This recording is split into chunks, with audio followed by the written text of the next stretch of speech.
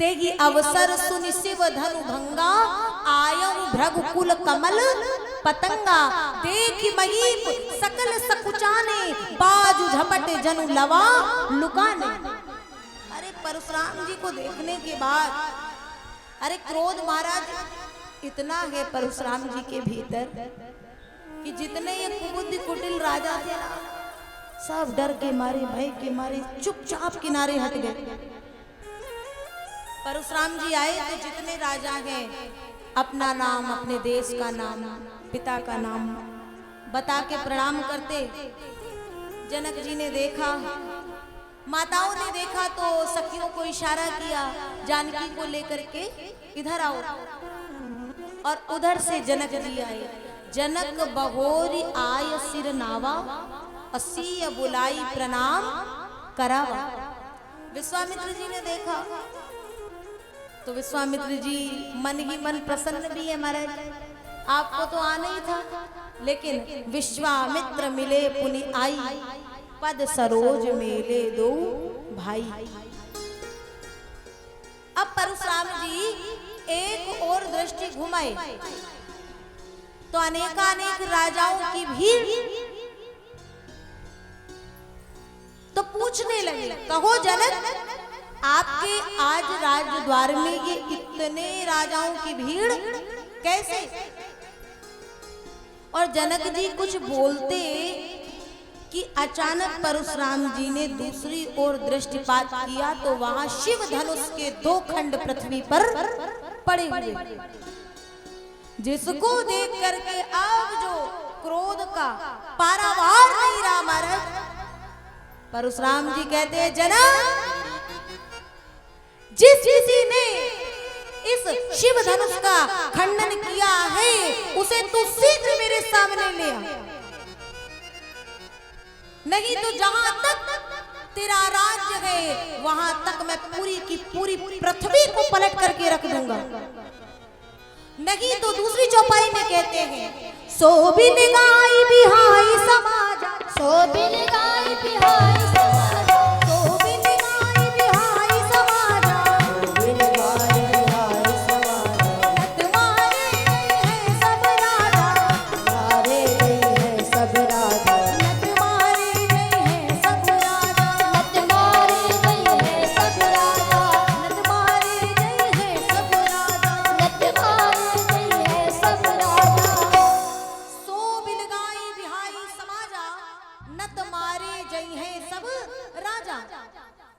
उसे जल्दी ही जहां भी हो निकाल करके मेरे आंखों के आगे लाओ, नहीं तो ये जितने राजा बैठे ना ये बेवजह मारे जाएंगे। अब हमारी जो सुनैना अम्बा इत्यादि माताएं हैं वे मन ही मन कहती है, विधाता एक तो इतनी देर बाद प्रसन्नता के कुछ कण देखने को मिले, उस पे ये परशुराम जी को भेजने की कौन सी आवश्यकता थी? मां चिंतित है।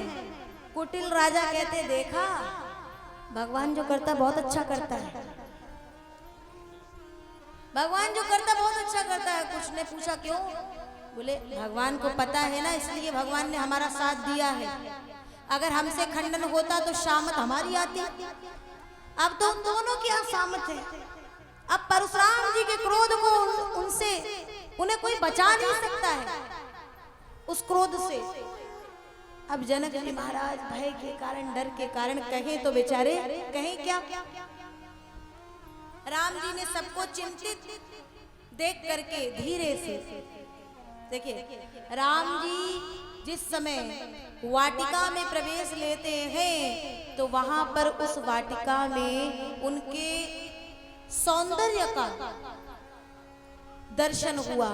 और यहाँ जब परशुराम जी के आगे अब बोलने जा रहे हैं,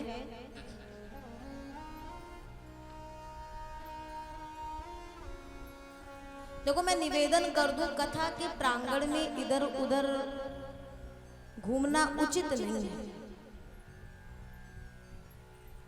जो कथा में आए वो एकाग्रचित होकर के बैठे। और अगर कोई भी किसी भी प्रकार की अव्यवस्था हो, आपको लगता हो कि आपको 5 मिनट के भीतर ही बाहर जाना है, तो आप वहीं बाहर से ही सुनिए। बार बार आने जाने से मुझे विघ्न होता है।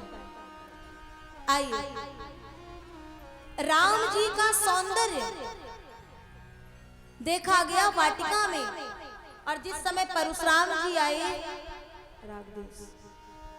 परशुराम जी जिस समय आए, तो यहाँ भगवान राम जब खड़े हुए अब कुछ बोलने के लिए, तो अब प्रभु राम का यहाँ शील का परिचय हो रहा है। यहाँ भगवान राम की सरलता का परिचय दिया जा रहा है। सौंदर्य इतना है, राम सुकोमल इतने हैं कि पुष्प तोड़ते समय प्रभु राम के मुखमंडल पर कुछ पल मात्र में पसीने की बूंदें आ गईं। इतने कोमल सुकोमल हैं। और शौर्य और सरलता इतनी है महाराज कि इतने बड़े विशाल धनुष का खंडन करने के बाद भी आज का कोई होता तो कहता हाँ हाँ हमने तोड़ा है, बताओ। जैसे आज कोई भी युवा कोई जरा सा काम करता है ना, मेरे पास भी बहुत से भक्त आते हैं, अरे बहन जी अगर हम ना होते ना तो ऐसा कुछ नहीं होने वाला था। भूल जाते हैं कि हम हैं तो भी उसकी कृपा से महाराज, हम हैं तो भी उसकी कृपा से। ये राम जी के जीवन से हम सबको शिक्षा लेनी चाहिए कि कितना बड़े से बड़ा कार्य कर दो, लेकिन जीवन में कभी मद आने दो, जीवन की सरलता को कभी छोड़ो नहीं। राम सरल शौर्य की प्रतिमूर्ति है। और आगे आकर के परशुराम जी से कहते हैं, नाथ शंभुधनु भंजनी हारा, हुई है केऊ एक दास तुम्हारा।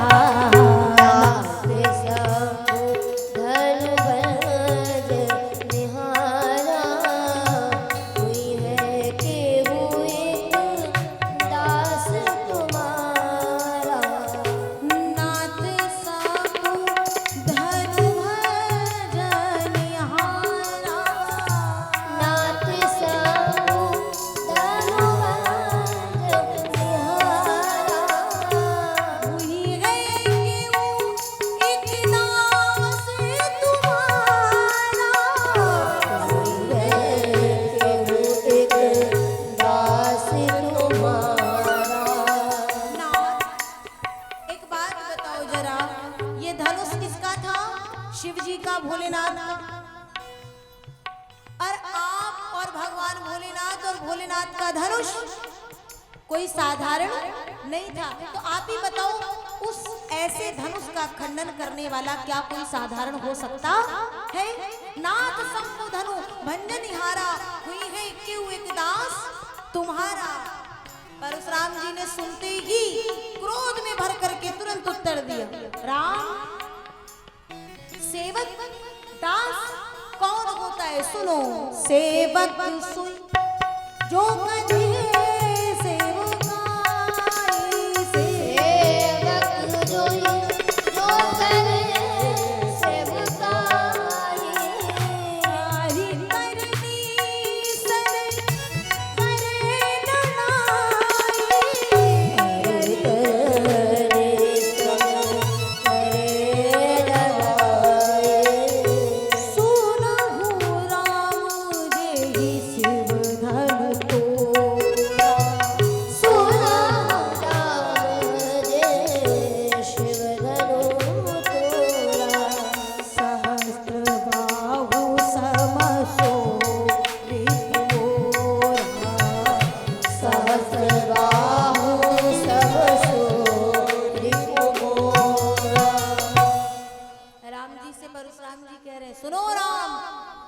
शत्रुता का कार्य करे उसके साथ में तो युद्ध ही करना उचित है।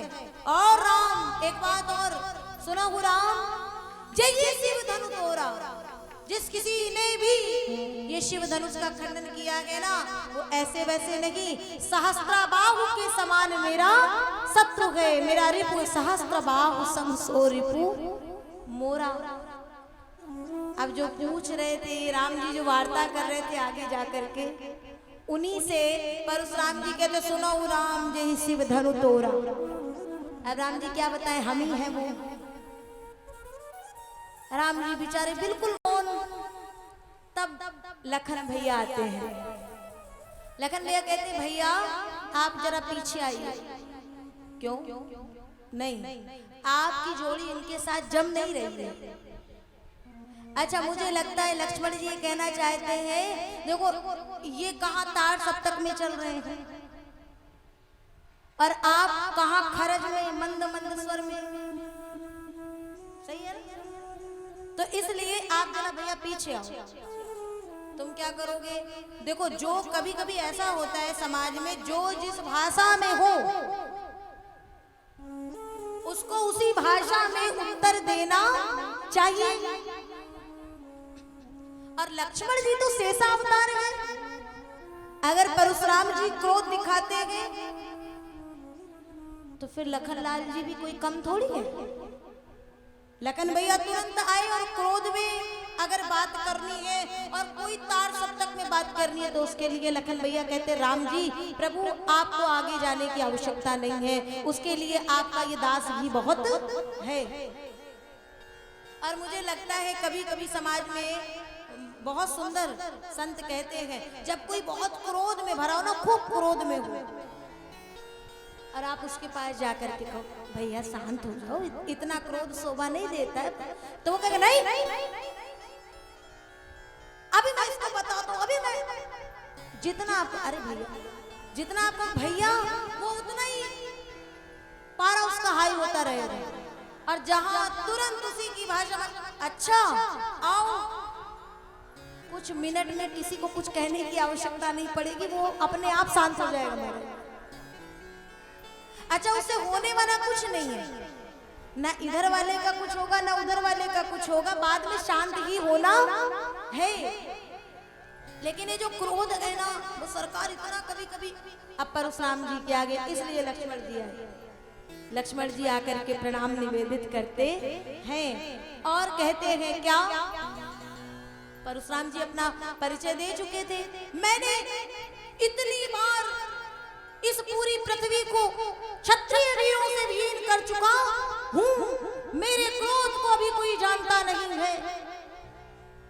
लखन भैया बहुत देर से सुन रहे थे और आकर के प्रणाम निवेदित किए और कहते हैं सरकार आप ब्राह्मण हैं, विप्र हैं, जनेऊधारी हैं, मस्तक पर तिलक लगा हुआ है, ऐसी स्थिति में आपको इतना क्रोध शोभा नहीं देता है। और तो और चार पंक्तियां लखन भैया कहते हैं कि जिस समय प्रभु आप इस सभा में प्रवेश करते हैं उस समय मैंने देखा क्या, एक ओर धारी धनु एक ओर बाण है। आप संत हैं, आप ब्राह्मण हैं, लेकिन ये तो मुझे बाद में पता चला। जब मैंने आपको देखा, आपके स्वरूप को देखा, तो क्या देखा, एक ओर धारी धनु एक ओर बाण है, एक ओर परशु सुधारे तेज पायो है, एक ओर शूल एक ओर लौह वर्व धूल, एक ओर तोमर त्रिशूल लटकायो है, एक ओर धनुष एक ओर बाण एक ओर त्रिशूल। बिंदु कवि धन्य भृगुवंशज मुनीष तुम्हें। कविवर बिंदु जी की ये पंक्तियां, बिंदु कवि धन्य ए भृगुवंशज मुनीष तुम्हें, ये संत वेश में ये विचित्र रूपक लगायो है, बिंदु कवि धन्य भृगु वंशज मुनीस तुम्हें संत वेश में विचित्र रूपक लखायो है। और पता है मैंने आपको देख करके क्या सोचा था? मैंने तो यही समझा था कि मैंने जानो को कुशल कारीगर है। ये धनुष, ये बाण, ये तोमर, ये फरसा, ये त्रिशूल, ये सब देख करके मुझे लगा मैंने जानो को कुशल कारीगर है, जो शस्त्र बेचबे को ये जनकपुरी में आयो है। अब सोचो जरा, व्यंग भी कर दिए, हंसी भी कर दिए और मौन के मौन है ही। मैंने जानो को कुशल कारीगर है, जो शस्त्र बेचबे को या जनकपुरी में आयो है। परशुराम जी कहते हैं, रे नृप बालक काल बस बोलत तो ही ना समार। लक्ष्मण जी कहते हैं, अरे मेरा काल आ गया है क्या? कह रहे रे राजा के बालक, काल के वशीभूत होने के कारण तू कुछ संभल करके नहीं बोल रहा है। मैं बाल ब्रह्मचारी, अति क्रोधी और क्षत्रिय कुल द्रोही, तू अभी मुझे जानता नहीं है। अब लखनलाल जी कहते हैं, ये कह रहे हैं मेरा काल आ गया है, और मैं कहता हूं मेरा काल कहां आएगा महाराज? मैं तो श्री राम का दास हूं और फिर शेष हूं। सब कुछ कट जाता है, बाद में शेष ही बचता है। अब वो शेष को काटने वाला कोई है ही नहीं। लखनलाल जी कहते हैं, महाराज प्रभु मैं एक निवेदन कर रहा हूं आपसे कि आप इस धनुष पर, इसके टूटने पर इतना क्रोध क्यों कर रहे हैं?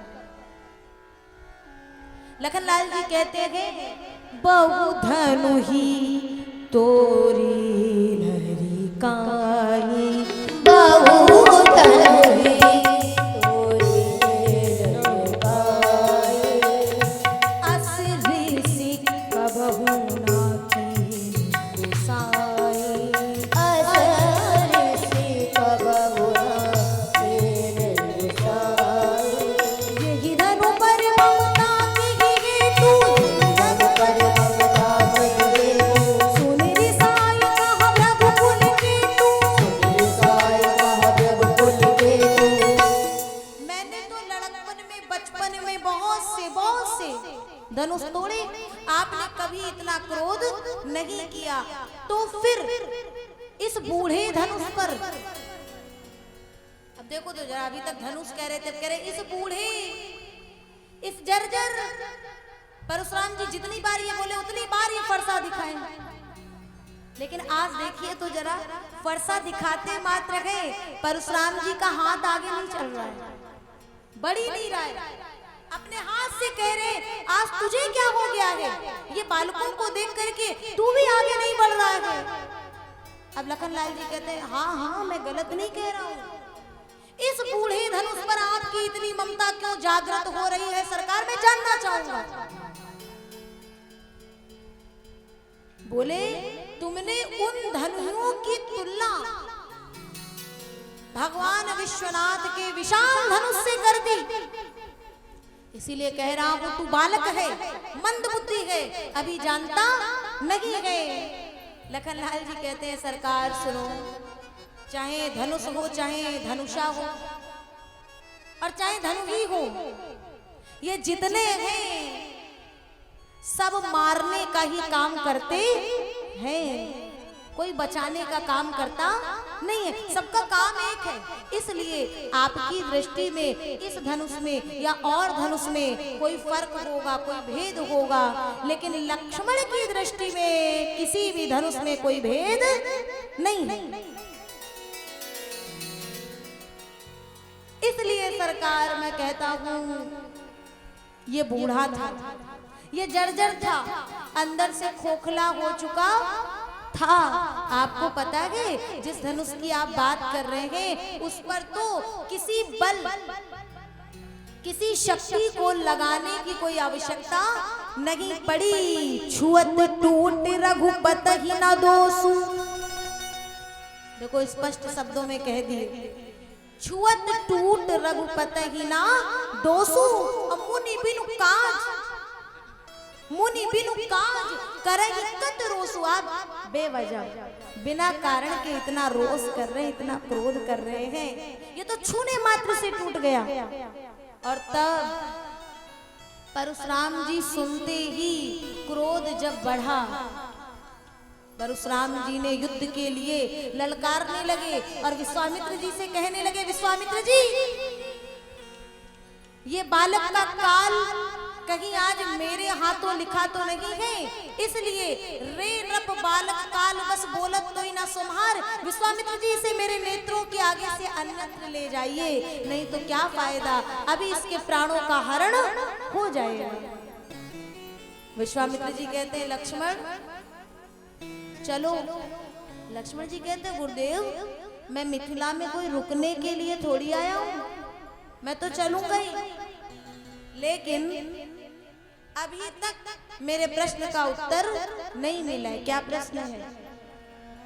बहु धनु ही तोरी लड़काई, पर कब हुना असरी सिकीन गुसाई।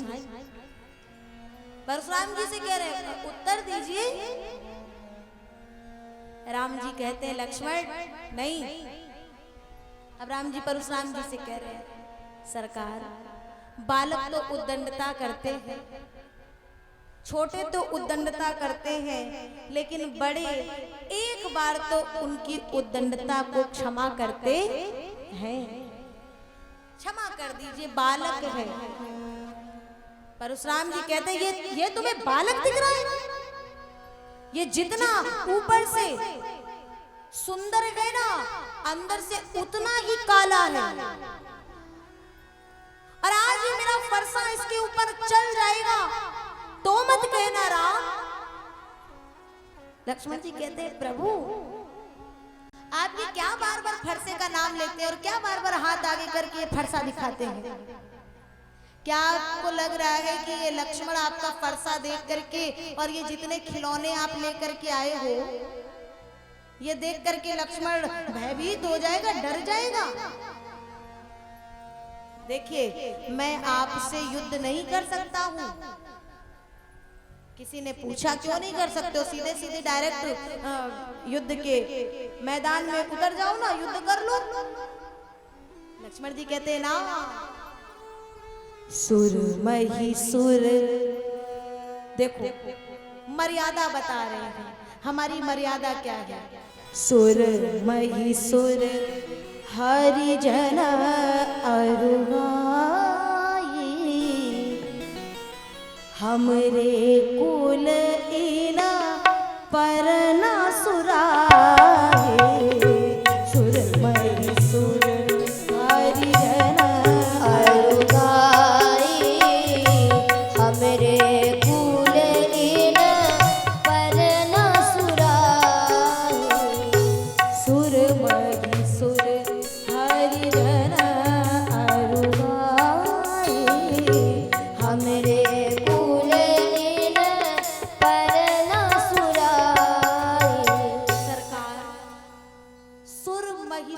हरिजन और गाई। आप ब्राह्मण हैं, हम क्षत्रिय हैं, हमारे कुल में धर्म की रक्षा की जाती है। ब्राह्मण पर, गौ पर, संतों पर कभी हम हाथ उठाते नहीं हैं, कभी हम क्रोध करते नहीं हैं। और सरकार, हम क्षत्रिय हैं, इसलिए हारने वाले भी नहीं हैं, और हारने का प्रश्न अभी नहीं उठता है। हारने का प्रश्न तो तब उठता है जब मैं आपसे युद्ध करता। इसलिए सरकार, हम बालक हैं, हम बच्चे हैं, क्षमा करें, आपको इतना क्रोध शोभा नहीं देता है। राम जी अब उठे और अब आगे आए। क्या सुंदर चर्चा कर रहे हैं लखनलाल जी परशुराम जी से। राम जी कहते हैं, लक्ष्मण विराजो। और देखो, राम जी ना शुभ समय की राह देखते हैं। राम जी सीधे नहीं उछल पड़ते हैं कि कूद गए, शुभ समय और हर एक कार्य का, हर एक बात का एक समय होता है। समय पर आप वो कार्य करोगे तो वो कार्य निर्विघ्न संपन्न हो जाएगा। राम जी समय पर उठे, लखनलाल जी को बिठाए और फिर कहते हैं नाथ छोटे हैं, बालक हैं, और आप तो हम सबसे बड़े हैं, पद में भी बड़े हैं, आयु में भी बड़े हैं और नाम में भी बड़े हैं। राम मात्र लघु नाम हमारा, मेरा नाम तो मात्र, मैं आपसे छोटा भी हूँ और मेरा नाम भी बहुत छोटा है। कितने अक्षर का? बस 2 अक्षर। राम मात्र लघु नाम हमारा, और आप पद में भी बड़े, आयु में भी बड़े और नाम में भी बड़े हैं। परस सहित बड़ नाम तुम्हारा, मैं राम और आप परस सहित परशुराम सरकार, तो आप तो बहुत बड़े हो गए। अब जरा और बड़प्पन दिखा दीजिए, अब जरा थोड़ा सा और बड़प्पन दिखा दीजिए सरकार। लक्ष्मण जी कह रहे हाँ हाँ इनको बता दीजिए क्या। राम जी कहते तुम चुप नहीं रह पाते। अब लक्ष्मण जी पीछे से कह रहे अरे बता दीजिए ना कि छुअते ही टूट पिनाक पुराना। देखो जरा, कोई अगर बड़े क्रोध में हो और बगल वाला उसके ऊपर व्यंग कसे या धीरे धीरे मुस्कुराता रहे और बीच बीच में खिलखिला के हंस दे, तो उससे क्या होगा, उसका क्रोध और बढ़ेगा और अंदर ही अंदर। अब परशुराम जी करे तो लक्ष्मण जी का क्या करें। लक्ष्मण जी कहते छुई टूट पिनाक पुराना, राम जी कहते चुप कर। फिर राम जी आगे गए, सरकार जो कुछ हुआ इसमें लक्ष्मण का कहीं कोई दोष नहीं है, इसलिए जो दंड देना है, जो कुछ कहना है वो किसी को नहीं, इस दास को कहा जाए और दंड इस दास को दिया जाए। इतना कहने की देर थी कि भगवान राघव की पीतांबरी गिर गई सरकार। और जहां पीतांबरी गिरी ना, परशुराम जी ने प्रभु के वक्ष स्थल पर चरण चिन्ह देखे। और वो चरण चिन्ह किसके थे? कारही हरि को घटो जो भृगु मारी लाज, भृगु जी के चरण चिन्ह देखते ही परशुराम जी ने कहा अरे ये तो हमारे नारायण है। लेकिन मन ही मन कह रहा है नहीं नहीं, हमारे नारायण यहाँ कैसे आ सकते हैं, और फिर इस साधारण रूप में नहीं। अगर मन में कोई प्रश्न भी था ना, तो परशुराम जी ने अपने कांधे पर जो धनुष था, जिस धनुष को या तो परशुराम जी चला सकते थे या तो परब्रह्म परमात्मा चला सकते थे, उस धनुष को उतारे और राम जी के मुखमंडल को देखते हुए कहते हैं प्रभु, मन ही मन कह रहे हैं प्रभु अगर आप मेरे वही नारायण हैं तो लीजिए उस धनुष को और जरा मेरे मन के संशय, मेरे भ्रम को तुरंत मिटा दीजिए सरकार। और धनुष को उतार करके अब धनुष को देने जा रहे हैं, विनती कर रहे हैं। क्या कहते हैं? राम रमापति कर धन ले हो, राम रमापति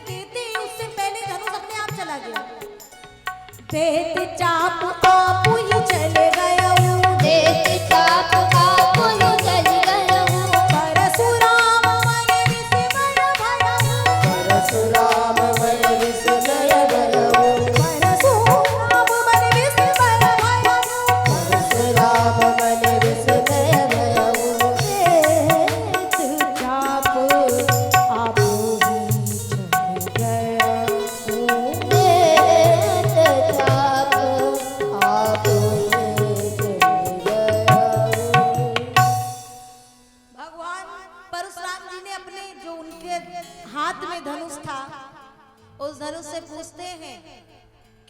जब मैं दे रहा था तो तुझे इतनी जल्दी क्या थी? अपने आप उनके हाथ में पहुंच गया तो वो धनुष कह रहा है। देखिए जरा, कोई कहेगा क्या ये जड़ धनुष भी बोलता होगा? बिल्कुल। राम जी की शरण में जाने के बाद सब बोलने लगते हैं। वो धनुष कहता है हम इसलिए चले गए क्योंकि आगे का अगंत हमको पता है। बोले क्यों? बोले पीछे वाला जो बहुत अकड़ करके खड़ा था ना, उसके 2 खंड पृथ्वी पे पड़े हुए हैं। कहीं यही स्थिति मेरी ना हो जाए, इसलिए मैं अपने आप राम जी के हाथों में चला गया हूं। कहने का भाव, मन बुद्धि चित्त अहंकार, अंतःकरण की जड़ता समाप्त हो जाएगी। भगवान माता अहिल्या का उद्धार करके आए हैं ना, जो पत्थर रूप में है। तो कहने का भाव है कि इस तरह से जब अंतःकरण की जड़ता समाप्त हो जाएगी और भक्ति का संसर्ग हो जाएगा, तो जो चित्त है ना, परशुराम जी का जो धनुष है मानो वो चित्त के रूप में है। तो चित्त को राम जी के श्री चरणों में समर्पित करने की आवश्यकता नहीं पड़ेगी। चित्त अपने आप राम जी के चरणों में समर्पित हो जाएगा सरकार।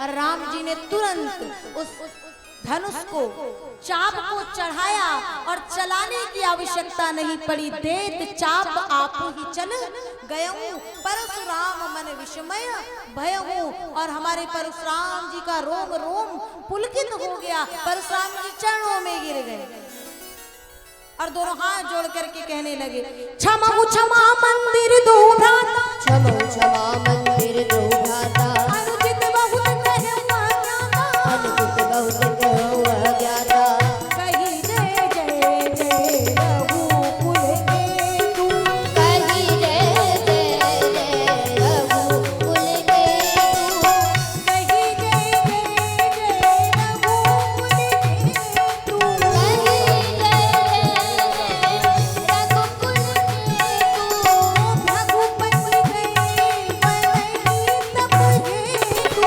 रघुपति गए बनई तब हे तू। परशुराम जी चरणों में गिर गए और चरणों में गिरे ना तो क्या कहते हैं पता है? क्षमा हूँ क्षमा मंदिर दो भ्राता, क्षमा हो क्षमा मंदिर दो भ्राता, परशुराम जी के साथ हम और आप भी राम जी से कह दें, प्रभु आप क्षमा के मंदिर हैं, कहीं हमसे कोई भूल हो जाए, कोई अपराध हो जाए तो हमें भी क्षमा कर देना। इस चौपाई को मेरे साथ सभी गाइए। क्षमा हूँ क्षमा मंदिर दो भ्राता, क्षमा हो क्षमा मंदिर दो भ्राता, अनुचित बहुत कहे हुआ ज्ञाता, अनुचित बहुत कहे हुआ ज्ञाता, अनुचित बहुत कहे हुआ, अनुचित बहुत कहे हुआ ज्ञाता, अनुचित बहुत कहे हुआ ज्ञाता, अनुचित बहुत कहे अज्ञाता, क्षमा हूँ क्षमा क्षमा हूँ क्षमा क्षमा हो क्षमा हूँ क्षमा मंदिर दो भ्राता, अनुचित बहुत कहूँ अज्ञाता। अज्ञान के वशीभूत होने के कारण इस दास ने आपको बहुत कुछ अनुचित कह दिया, बहुत कुछ उल्टा सीधा कहा, लेकिन आप करुणा निधान है, दया के सागर हैं, क्षमा के मंदिर हैं, तो सरकार हमें क्षमा कर देना। और आपको पता है उस समय परशुराम जी जब एक बार गिरे ना राम जी के चरणों में, तो ऐसे गिरे कि अब उनका हटने का मन ही नहीं कर रहा है। तो लक्ष्मण जी आए और राम जी के चारों ओर चक्कर लगाने लगे। राम जी ने कहा क्या कर रहे हैं? बोले कुछ नहीं, रुको ना देख रहा हूँ। बोले क्या कर रहे हो, मुझे चक्कर में क्यों डाल रहे हो लक्ष्मण? तो लखनलाल जी कहते भैया आपको नहीं, आज तो मैं स्वयं चक्कर में पड़ गया हूँ। क्यों? बोले अभी ये बाबा जी ना बहुत बड़ी बड़ी बातें कर रहे थे, मैं बाल ब्रह्मचारी अति क्रोधी क्षत्रिय कुल दोही, और अब तो आपके चरणों से ऐसे चिपके हैं कि हटने का नाम ही नहीं ले रहे हैं। तो वही मैं देख रहा हूँ क्या आपके शरीर में कहीं चुंबक तो नहीं लगा है? जो ये बाबा जी ऐसे चिपक गए कि हट ही नहीं रहे। तो राम जी कहते लगा है ना, लेकिन आज जो चुंबक परशुराम जी को लगा है वो कोई बाहरी जगत का चुंबक नहीं है। बाहरी चुंबक लगता है तो हटना भी जानता है, लेकिन ये है जीव और ब्रह्म, भक्त और भगवान के बीच का प्रेम का चुंबक, भक्ति का चुंबक जो एक बार लग जाता है सरकार तो जीवन पर्यंत हटने वाला नहीं है। हमारे जितने संत हुए आप देखिए, जिनको जिनको ये चुंबक लगा फिर कभी दोबारा हटा नहीं। लोगों ने उस समय बहुत कुछ कहा, लेकिन वो केवल और केवल राम